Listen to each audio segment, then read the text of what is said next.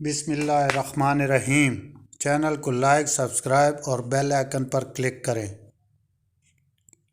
خلیفہ ہارون رشید کا ایک لڑکا 16 برس کے سن میں تھا۔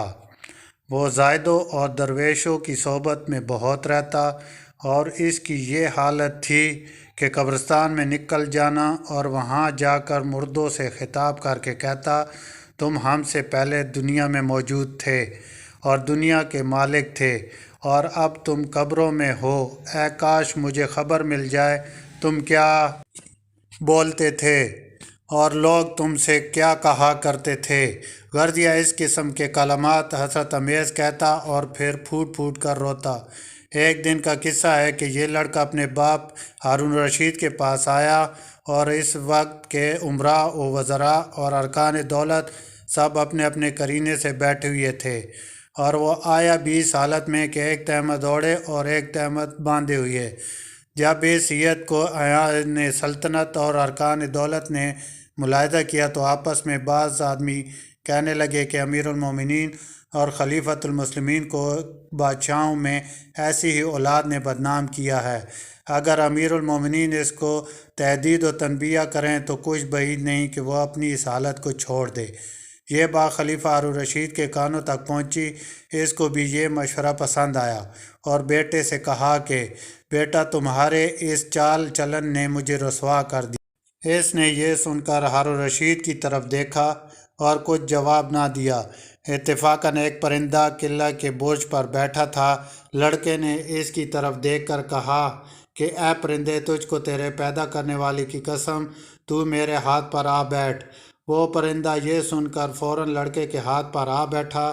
کچھ دیر بعد اس سے کہا، اپنی جگہ پر چلا جا۔ وہ چلا گیا۔ لڑکے نے کہا، تجھے تیرے خالق کی قسم، امیر المومنین کے ہاتھ پر نہ آنا۔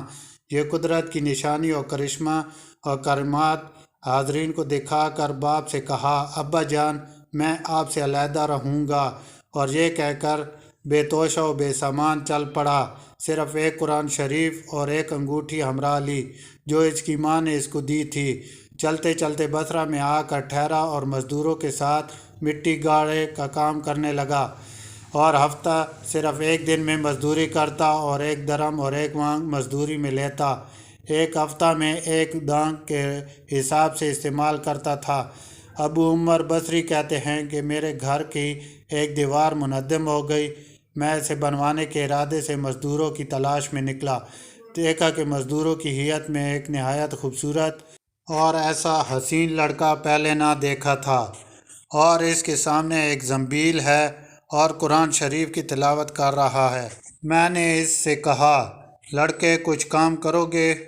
اس نے کہا، کیوں نہیں، کام کے لیے تو پیدا ہی ہوئے ہیں، لیکن یہ بات بتاؤ کہ کس قسم کا کام لوگے؟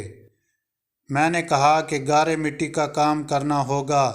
لڑکے نے کہا، بہتر ہے، لیکن 1 درہم اور 1 وانگ لوں گا، اور نماز کے وقت اپنی نماز پڑھوں گا۔ میں نے کہا، منظور ہے، چلو۔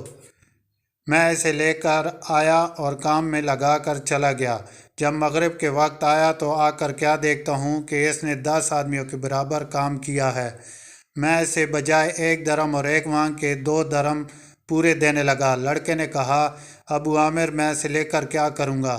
اس نے لینے سے صاف انکار کر دیا۔ پھر میں نے 1 درہم اور 1 وانگ دے کر اسے رخصت کر دیا۔ دوسرے دن پھر اس کی تلاش میں بازار گیا۔ ہر طرف تلاش کیا لیکن وہ کہیں نہیں ملا۔ میں نے لوگوں سے پوچھا کہ ایسی صورت و شان والا لڑکا جو مزدوری کرتا ہے کہاں ہے؟ لوگوں نے کہا، وہ صرف ہفتہ کے دن مزدوری کیا کرتا ہے۔ اب تم اس کو صرف ہفتہ کے دن دیکھو گے۔ میں نے سوچا کہ کام کو موقوف رکھوں، جب وہ آئے تو یہ کام اسی سے لوں گا۔ جب ہفتہ کا دن آیا تو میں اس کی تلاش میں بازار آیا، دیکھا تو اسی حالت میں موجود ہے۔ میں نے اس کو سلام کیا اور کام کے لیے اس سے کہا۔ اس نے اس طرح کی شرطیں کیں، میں سب قبول کر کے اسے لے آیا اور اسے کام پر لگا دیا، اور دور بیٹھ کر دیکھا کہ یہ کس طرح اس قدر جلدی اپنا کام کر لیتا ہے، اور میں ایسے موقع پر بیٹھا کہ میں اس کو دیکھوں اور وہ نہ دیکھے۔ دیکھتا کیا ہوں کہ اس نے ہاتھ میں گارا لیا اور اسے دیوار پر تھوپا اور اس کے پتھر خود بخود آپس میں ایک دوسرے سے ملتے جلتے ہیں۔ میں نے اپنے جی میں کہا کہ یہ خدا رسیدہ شخص ہے اور اسے لوگوں کی اس طرح اللہ تعالیٰ کی طرف سے اعانت اور مدد ہوا کرتی ہے۔ جب اس نے شام کو واپسی کا قصد کیا تو میں نے اسے 3 درہم دینے لگا۔ اس نے انکار کیا، صرف 1 درہم اور 1 وہاں لے کر چلا گیا۔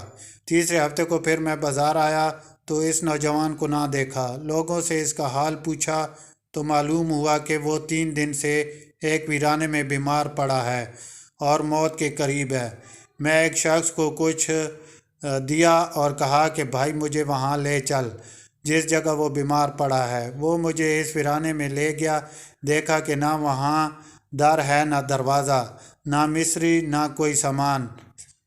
اس لک و دک میدان میں بے کس و بے بس پڑا۔ وہ نوجوان بے ہوش پڑا ہے۔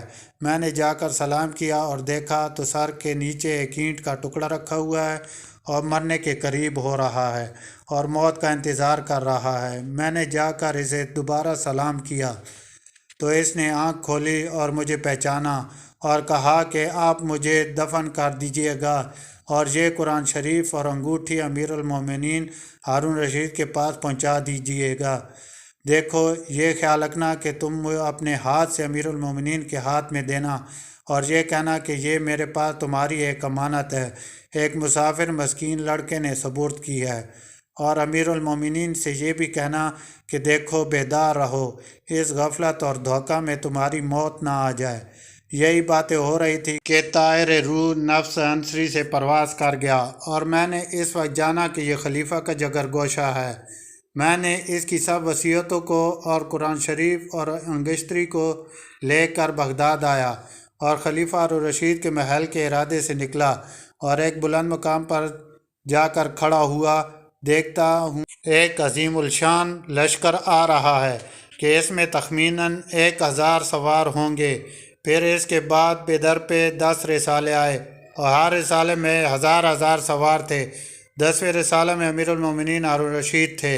میں نے پکارا کہ تم کو قرابت رسول صلی اللہ علیہ وسلم کی قسم ہے ذرا توقف کرو۔ جب امیر المومنین نے مجھے دیکھا اور آواز سنی تو توقف فرمایا۔ میں نے قریب جا کر وہ قرآن شریف اور انگشتری سپرد کی اور جو کچھ اس لڑکے نے پیغام میں کہا تھا وہ سب کچھ پہنچا دیا۔ امیر المومنین نے یہ سن کر کچھ دیر سے سر جھکایا اور آنسو بہائے۔ ابو عامر کہتے ہیں کہ اس رات جب میں اپنے وظائف سے فارغ ہو کر سویا تو خواب میں دیکھتا ہوں کہ ایک نور کی قبر ہے اور اس پر ایک نور کا ابر ہے۔ وہ نور پھٹتا اور اس میں سے وہ لڑکا یہ کہتا ہوا نکلا، حافظ ابو عامر، حق تعالیٰ تم کو جزائے خیر دے، تم نے خوب میری وصیتوں کو پورا کیا۔ میں نے پوچھا بیٹا تم پر کیا گزری اور تمہارا ٹھکانہ کہاں؟ اس نے کہا میں اپنے پروردگار رحیم و کریم کے پاس ہوں اور وہ مجھ سے راضی ہے، کچھ ناراض نہیں، اور مجھے ایسی نعمتیں عطا فرمائیں کہ نہ کسی آنکھ نے دیکھی اور نہ کسی کان نے سنی اور نہ کسی کے دل پر ان کا خیال تک گزرا۔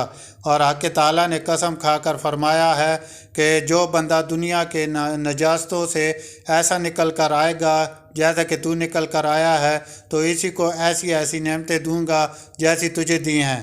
اس کے بعد میری آنکھ کھلی تو دل میں اس کی باتوں سے اور بشارت سے ایک خوشی اور سرور پایا۔